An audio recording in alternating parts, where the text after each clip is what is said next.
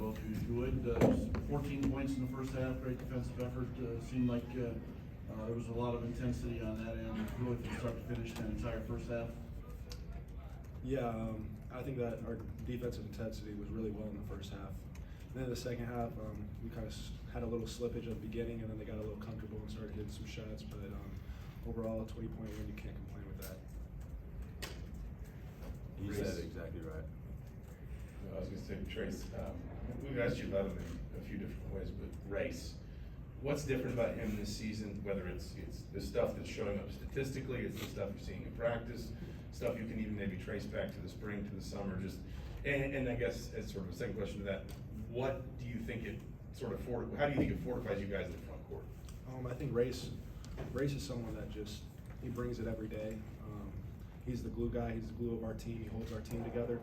And even last year, you saw a few games where he was just on the boards relentless. And I think this year he's just doing more of that. He's just trying to attack the glass and just be a more complete player, honestly. Coach Woodson, at the beginning of the year, he would be shy and not shoot shots. And Coach Woodson was like, you got to do that.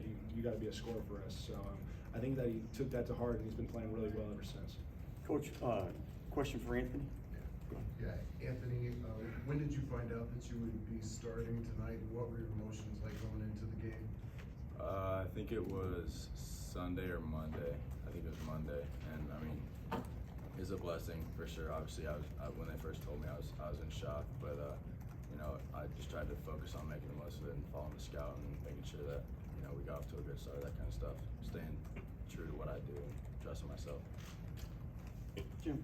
Anthony, I was going to ask something very similar, but so when you actually were walking out onto that floor, it had to be special. I know you're focused on the game and you're trying to get prepared, but at the same time, it's your first ever start in Assembly Hall for Indiana, a hometown kid. It's got to be pretty special walking out there. Very special. I couldn't really stop smiling, and I didn't tell my parents because I wanted it to be a surprise for them. So I had my sister make sure my grandparents and everybody was here just so they could experience it with me. But it was special, and hopefully the first of many.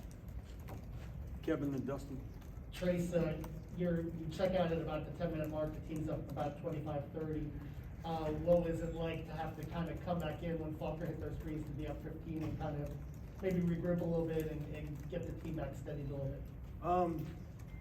Can't really complain about it. They were just hitting shots really.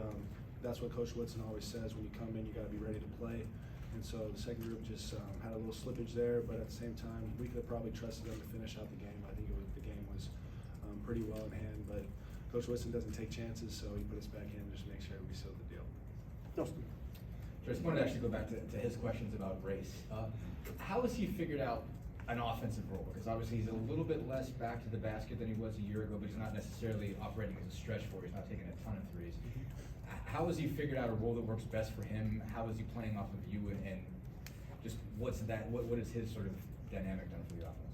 I think Race just does a little bit of everything. I think you're right. He's not really 100% a stretch four, but he can still hit a three if he needs to. But at the same time, I think me and him complement each other very well.